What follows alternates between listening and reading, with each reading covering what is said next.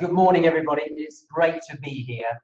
And as Deborah said, my name is Richard Hicks, Deputy Chief Executive at Medway Council, and I'm joined by Natalie. Natalie is going to be driving for me here, setting up the presentation for us.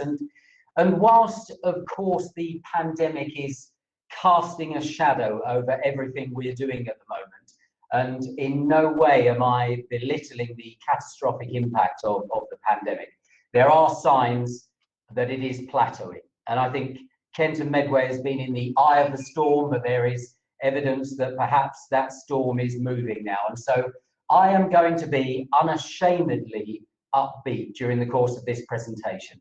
We have faced challenges before across the county, and we have overcome them. And it's incumbent on us, the academics, the business partners, public sector, to chart a course through this pandemic and to emerge stronger. So Medway has faced challenges before. The dockyard closure back in 1984, 20% unemployment at the time, and now we have moved on from those dark days into Chatham Historic Dockyard itself being a premier tourism attraction. Chatham Maritime is a great place of restaurants, of residential, of retail. And that gives us confidence that we can bounce back. And of course, this time around, it will be from a higher base. And so prior to the pandemic, Medway was a great place to live, to work, to learn, and to visit. And whether that was around our connectivity and our green spaces, or the growth of our economy, the quality of our educational offer, or our burgeoning tourism and heritage offer. And we will continue to be a great place to live, to work, to learn, and to visit as we emerge from the pandemic. But why do I think so? What gives me such confidence in what I'm saying? Well, let me show you. So on this next slide, you will see this is Chatham. This is the city centre for Medway, and very much following the principles espoused in the Cultural Cities Inquiry and Recovery Report, and doubtless covering some of the principles that will be discussed in the placemaking workshop later today. We've been making strategic acquisitions and investments and taken into the high street. We've taken forward key development sites. We've had a £4 million programme of placemaking investment and interventions. And we've very much been looking to the cultural aspects of our high streets and our city centre with a Command of the Heights investment programme, £2 million there, open air amphitheatre, joining up our cultural offer with the city centre. And that work has continued through the pandemic. So we've recently, just the last few weeks, been announced future high streets funding, £10 million of investment that we'll be making into our city centre. And the Telegraph talked about Medway as London living without the price tag. Well, this will absolutely enable us to continue on with that work. And then moving on to Rochester. Rochester is our tourism hotspot, and you move from our city centre into Rochester via our Heritage Creative Quarter. We've recently secured £3 million of investment to make improvements there, to build upon the creative sector that's very vibrant in that area with architecture, fantastic architecture, synagogue there as well. Joins us into Rochester, and Rochester Riverside, our flagship regeneration site. So the picture you see at the top left of your screen was what Rochester Riverside used to look like just about 15 years ago, and now it's flourishing with all those new homes, 1,400 new homes being built there, hotel, community facilities. And I was speaking to the MD at Countryside, the great partners that we're working with here, and the sales are so impressive and have continued on through the pandemic. Those homes are going like hotcakes. I was walking across the site, and where there aren't people already in those homes that have been built have all been sold and are ready to go. The work continues, and that is very much the case across Medway with our big developers and our SMEs as well. And of course, the big one for us is our Housing Infrastructure Fund bid, £170 million of forward funding of infrastructure.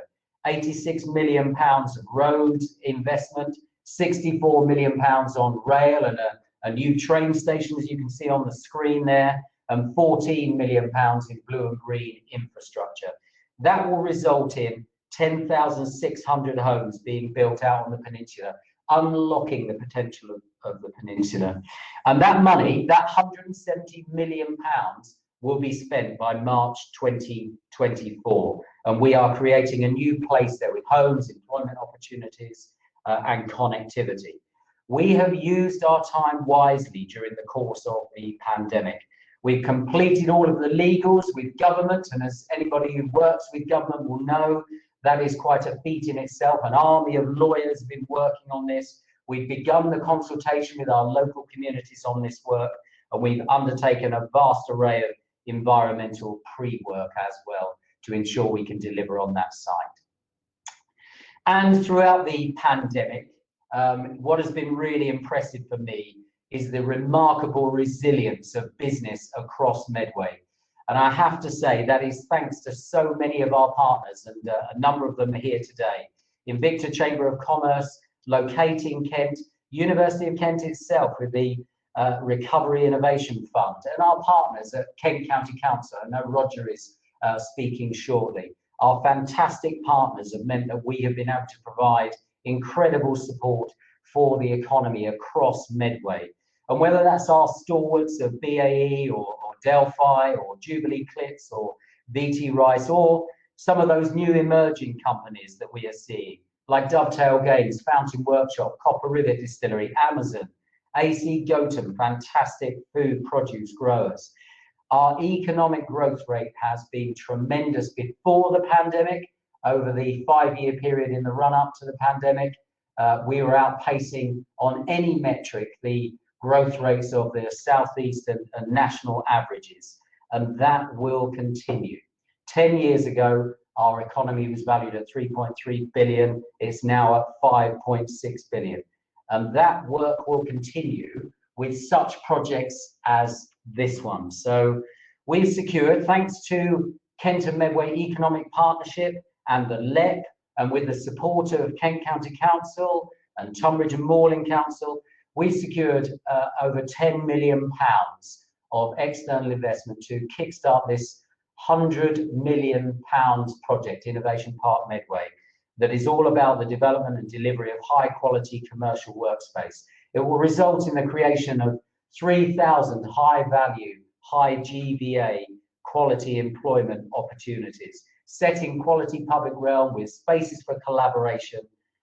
We believe that IPM will position Medway as the economic powerhouse for the Southeast. And during the pandemic, we've completed our fast track planning approvals process.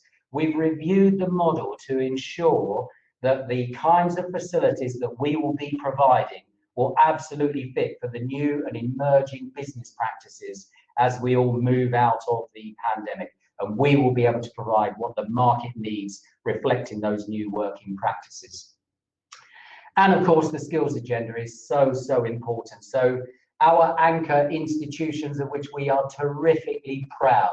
So the University of Kent, University of Greenwich, Canterbury Christchurch University, and UCA, University of Creative Arts.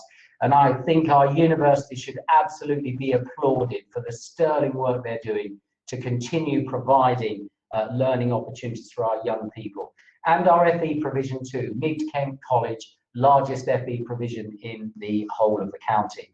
Over 90% of our schools are good and outstanding, and I think they should be commended too for the work that they have been doing to support people through the pandemic and ensuring that we're equipping our young people with the skills they need as we emerge through that pandemic. And just one example, just this week, I met with Karen and colleagues from University of Kent and Sir Trevor Saw, the chairman of the dockyard, along with Richard Morsley. We are looking to progress as a live project, the docking station on the dockyard site. This is all about providing workspace, learning space, exhibition space within a fantastic heritage building, taking forward immersive technology, AI, AR. This is a terrific opportunity for us within Medway, and we are progressing it even in the teeth of the pandemic. So With all that going on, I have confidence that we will come through this pandemic, and a potential game changer for Medway, but yes, for Kent, for the wider region, is our bid for City of Culture status. And as Sir Nicholas Sirota said, Chairman of the Arts Council, Medway has the potential to be a beacon for culture in the southeast.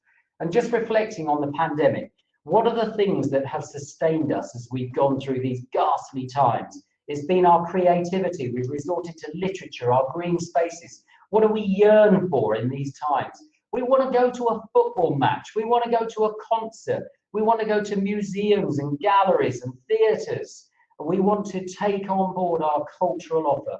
We want to be able to go back to restaurants, to be together with each other. And it's just shown me the pivotal part that culture plays in our lives.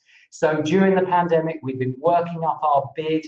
We've been establishing our board of trustees. There's some fantastic people coming forward, and we've been undertaking wide-scale engagement on our bid. And how well imbued with culture Medway is. So you can see on the screen there, the finest and tallest Norman castle in the country, the second oldest cathedral in the country, the best preserved dockyard dating from the age of sail, and rich connections with Dickens, who drew on the people and places of Medway as the inspiration for some of his greatest works. And whether it's our festivals, our green spaces, our heritage, our art scene, the river, our sporting offer, tourism is a fantastic opportunity for Medway. 5 million visits each year, £360 million to the local economy, and 7,000 jobs. And working with Visit Kent, fantastic partners, we're really taking that forward.